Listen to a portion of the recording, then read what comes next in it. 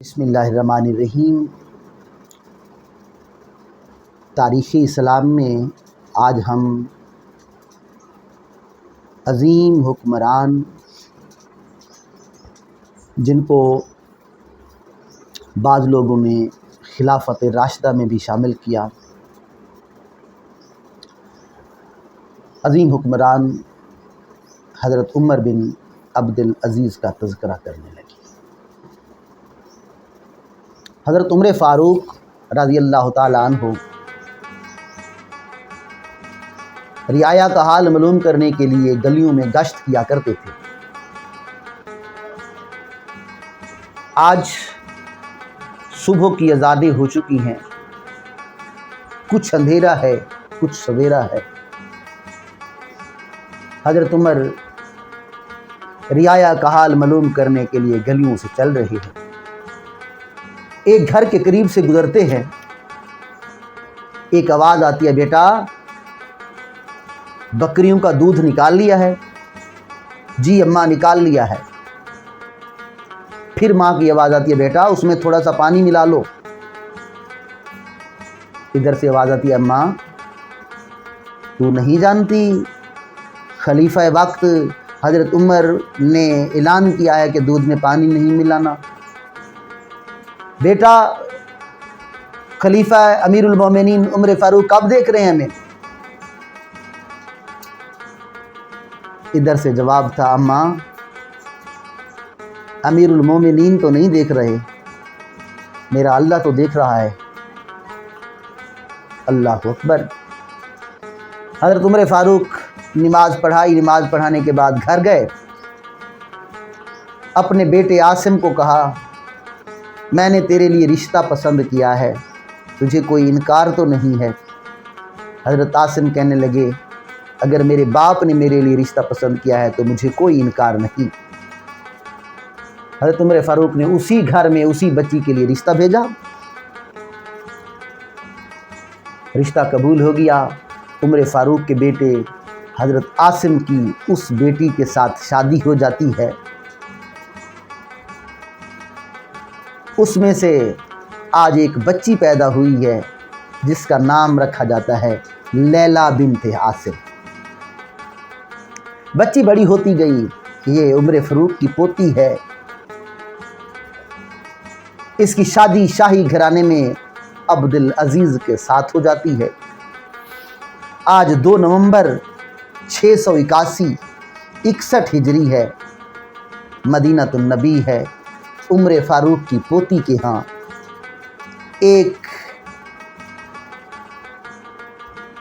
بچہ پیدا ہوتا ہے۔ لیلا بنت عاصم نے اس کا نام اپنے دادا کے نام پر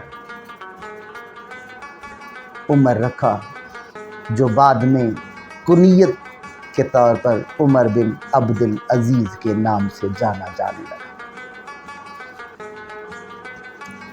حضرت عمر بن عبدالعزیز کی عمر 5 سال ہوئی کہ ان کے باپ کو مصر کا گورنر بنا لیا گیا۔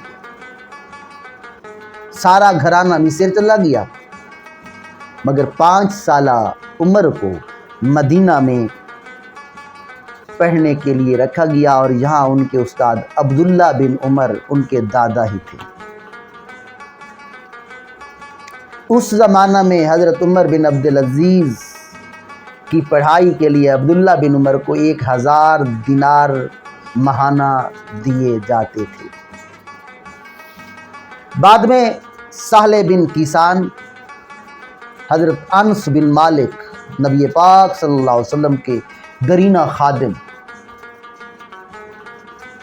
یوسف بن عبداللہ، سعید بن مسیب سے آپ نے علم حاصل کیا۔ فقہ، حدیث، تفسیر پر آپ نے عبور حاصل کیا۔ سہل بن کیسان نے آپ کی تربیت بہت اعلیٰ معیار پر کی۔ اس واقعہ سے آپ اندازہ لگا سکتے ہیں کہ ایک دن جماعت ہو گئی، حضرت عمر بن عبدالعزیز دیر سے آئے۔ استاد نے پوچھا، دیر کیوں ہو گئی؟ کہا، بال بنا رہا تھا، کنگھی کر رہا تھا، دیر ہو گئی۔ بس سہل بن کیسان نے یہ خط لکھا گورنر مصر کے نام کہ آپ کا بیٹا تو اس طرح اس کی تربیت ہو رہی ہے۔ وہیں سے آدمی بھیجا گیا مصر سے، جس نے آتے ہی عمر بن عبدالعزیز کو پکڑا، سارے بال کاٹ دیے، اور اس کے بعد بات کی، بالوں کی وجہ سے نماز قضا ہوئی ہے نا، بال کاٹ دیے گئے۔ اور ان کے استاد محترم صالح بن کیسان فرمایا کرتے تھے، مجھے ایسے کسی آدمی کا علم نہیں جس کے دل میں اللہ کی عظمت اس بچے سے زیادہ ہو۔ بچپن میں قرآن مجید کے حافظ ہو گئے، قرآن حدیث کی تعلیم، فقہ کی تعلیم پر آپ کو دسترس تھی۔ یہی وجہ ہے کہ آپ ان تمام برائیوں سے دور رہے جن میں اکثر بنو امیہ کے حکمران مبتلا تھے۔ آپ کے والد عبدالعزیز 21 برس تک مصر کے گورنر رہے، 21 برس تک، لہٰذا آپ کے گھر میں دولت کی فراوانی ہے۔ آپ روزانہ نیا جوڑا کپڑوں کا پہنتے، اعلیٰ سے اعلیٰ خوشبو لگاتے، 300 آپ کے نوکر جو دروازے پر پہرا دینے والے ہوتے تھے، یوں شاہانہ زندگی بسر کرنے لگے۔ آپ نفیس الطبع انسان تھے، خوش پوش مگر سہلے انسان تھے، اعلیٰ درجے کی خوشبو لگاتے، کپڑے شاہانہ پہنتے۔ بچپن سے 2 خوبیاں آپ میں تھیں۔ یہ خوبیاں، پہلی خوبی عبادت کی کثرت کرتے تھے، دوسرا بڑوں کا بہت احترام کرتے تھے۔ حضرت عمر بن عبدالعزیز کے والد عبدالعزیز جب فوت ہوئے تو آپ کے چچا عبد الملک نے ان کو اپنے پاس دمشق میں بلا لیا اور اپنی چہیتی بیٹی فاطمہ کا آپ کے ساتھ عقد کر دیا، آپ کے ساتھ شادی ہو گئی۔ یہ فاطمہ جس کا باپ بھی حکمران، جس کا دادا بھی حکمران، جس کے 4 بھائی بھی حکمران، اب آپ تصور کر سکتے ہیں کتنا مال و دولت وہ اپنے ساتھ لائی ہوگی۔ 707 میں جب آپ کی عمر 26 سال تھی، آپ کو مدینہ کی گورنری کے لیے ولید کہتا ہے، آپ کہتے ہیں ایک شرط ہے، میں دوسرے اموی خاندان کے حکمرانوں کی طرح ظلم نہیں کروں گا، نہ کسی کے ساتھ زیادتی کروں گا۔ اس پر ولید نے کہا تھا، آپ وہاں پر حکمرانی کہیں چاہے شریعت کے مطابق کریں، چاہے ہمیں 1 روپیہ نہ آئے، لیکن آپ وہاں پر حکمرانی کریں۔ تو آپ مدینہ کے گورنر رہے۔ گورنری کے دور میں مسجد نبوی میں آپ امامت کراتے تھے۔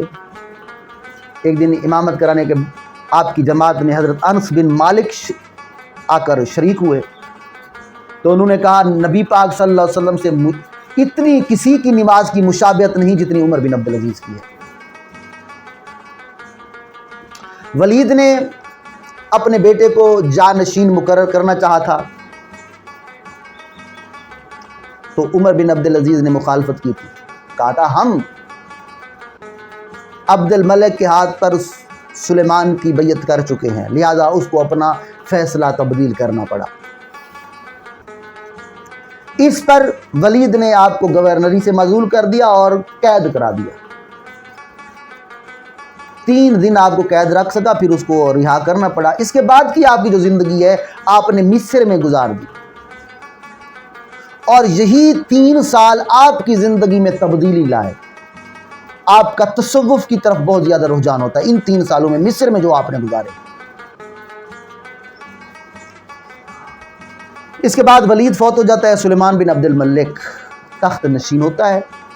وہ عمر بن عبدالعزیز سے بہت متاثر تھا اور قدر کرتا تھا، اس نے دوبارہ آپ کو مدینہ کا گورنر مقرر کر دیا۔ آپ بلا ٹوک سلیمان کو ٹوک دیا کرتے تھے، حالانکہ آپ گورنر تھے، وہ حکمران تھا۔ اس واقعے سے آپ کی زندگی کی تبدیلی پتہ چل جاتی ہے کہ خلیفہ سلیمان نے ایک صحرا میں کچھ دن گزارنے کے لیے کہا اور تمام گورنروں کو کہا وہاں پر اپنے خیمے لگا دیں۔ سب گورنروں کے خیمے لگ گئے، سلیمان کا خیمہ لگ گیا، انہوں نے پہلے آدمی بھیج دیے۔ حضرت عمر بن عبدالعزیز کہیں پر گئے ہوئے تھے، آپ کو پتہ نہ چلا، آپ آدمی نہ بھیج سکے، آپ اس جگہ پر پہنچ گئے۔ اب سارے گورنر اپنے اپنے خیموں میں ہیں، سلیمان بھی اپنے خیمے میں ہے۔ اب عمر بن عبدالعزیز جاتے ہیں، ان کا خیمہ نہیں ہے، ایک طرف بیٹھ جاتے ہیں، اپنے گھٹنوں میں اپنا سر ٹیک لیتے ہیں۔ اب سلیمان کہتا ہے باقی گورنر اسے عمر بن عبدالعزیز نظر نہیں آ رہا۔ سب نے کہا ہمیں تو پتہ نہیں، چلو وہ کہتا ہے میں باہر جا کر دیکھتا ہوں۔ جا کر دیکھتا ہے تو یہ پوزیشن ہے۔ کہتا ہے عمر بن عبدالعزیز جی آپ نے خیمہ نہیں لگوایا، میں کسی اور طرف سے آ رہا تھا، خیمہ نہیں بھیج سکا، تو پھر میرے خیمے میں آ جاؤ نا، رونے کی کیا بات ہے، اتنا رو کیوں رہے ہو؟ عمر بن عبدالعزیز نے کہا میں خیمے کے لیے نہیں رو رہا، مجھے خیال آیا میں خیمہ نہ بھیج سکا، مجھے یہاں پر خیمہ نہیں ملا، قیامت کا دن ہوگا، وہاں پر اعمال چل رہے ہیں، میرے اعمال وہاں پر کیا گئے ہوئے ہیں، میں تو قیامت کی تلخی کو دیکھ کر رو رہا ہوں، وہاں پر کیا ہونے والا ہے۔ آپ اندازہ کر سکتے ہیں کہ کتنا تقوی ہے اس شخص میں۔ سلیمان بن عبد الملک اپنے بیٹے کو خلیفہ بنانا چاہتا تھا، مگر اس کا بیٹا فوت ہو گیا۔ سلیمان نے اپنے خاص مشیر رجا بن حجاز سے مشورہ کیا اور عمر بن عبدالعزیز کو ولی عہد نامزد کیا گیا۔ یہ بیعت بند لفافے میں کہ جس کو سلیمان نے ولی عہد مقرر کیا ہے اس کے نام پر بیعت کرو، بیعت ہو گئی۔ یہ سارا واقعہ ہم سلیمان والی قسط میں آپ کو پہلے بتا چکے ہیں۔ اس پر ہشام نے ہنگامہ کھڑا کرنا تھا، لیکن رجا نے کہا تھا ورنہ آپ کو قتل کر دوں گا، بیعت کرو، اور یوں حضرت عمر بن عبدالعزیز کی بیعت شروع ہو گئی۔ آپ مسجد کے کونے میں بیٹھے تھے کہ رجا آیا، السلام علیکم یا امیر المومنین۔ آپ پریشان ہو گیا، آپ نے کہا خدا را مجھے اس سے جنجال سے نکالو۔ اس نے کہا نہیں، ولی عہدی کی بیعت آپ کی ہو چکی ہے۔ آپ ممبر پر آئے، آپ نے پہلا خطاب کیا، لوگوں میری خواہش اور عام مسلمانوں کی رائے لیے بغیر مجھے خلافت دے دی گئی ہے، اس لیے میری بیعت کا جو توق آپ کے گلے میں آپ کی گردن میں ہے میں اسے خود اتارے دیتا ہوں، تم جسے چاہو اپنا ولی عہد مقرر کر لو۔ ادھر سے سب نے بلند آواز کہا آپ ہی ولی عہد ہیں اور آپ ہی خلیفہ ہیں، ہم راضی ہیں۔ بیعت کے بعد 3 دن تک آپ گھر میں رہے، سوچ بچار تیسرے دن باہر آئے۔ آپ کی زندگی بدل چکی تھی۔ دراصل عمر بن عبدالعزیز بہت بڑے عالم تھے، متقی اور پرہیزگار تھے۔ ان پر ان کے اساتذہ عبداللہ بن عمر، انس بن مالک، صالح بن کیسان کا بہت اثر تھا۔ انہوں نے خلافت کو ملوکیت میں بدلتے ہوئے دیکھا تھا اور پھر ملوکیت سے خلافت کی طرف لانے پر پورا فوکس کیا اور اس میں بہت حد تک کامیاب رہے۔ 3 وجوہات تھیں جن کی بنا پر اس حکومت کو ملوکیت میں بدل دیا گیا تھا۔ اموی خاندان میں 3 وجوہات تھیں۔